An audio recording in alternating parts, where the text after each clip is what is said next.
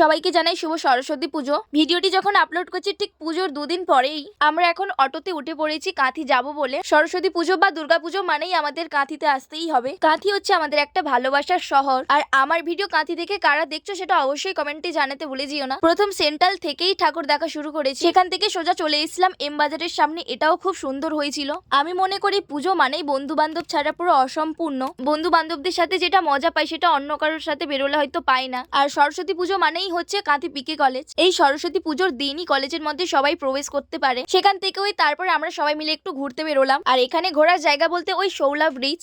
আমরা আর ওপরেই উঠিনি, এখান থেকেই ঘুরে পালিয়ে এসেছিলাম, কারণ সবারই খিদে পেয়ে গেছিল। আর সকাল থেকে আমরা কেউ কিছুই খাইনি। এসেই প্রায় 2 ঘন্টা ধরে ওয়েট করতে হয়েছিল, কারণ বসার সিটই ছিল না। আর খিদের চোটে ভীষণই পেট জ্বলছিল। আর খাবার দিয়ে যাওয়ার সাথে সাথেই আমি আর থাকতে না পেরে শুরু করে দিয়েছি খাওয়া। তারপর খেয়ে ওঠার পর নমদির শরীরটা ভীষণ খারাপ হয়ে যায়। এটার লং ভিডিও খুব তাড়াতাড়ি আসতে চলেছে গাইস।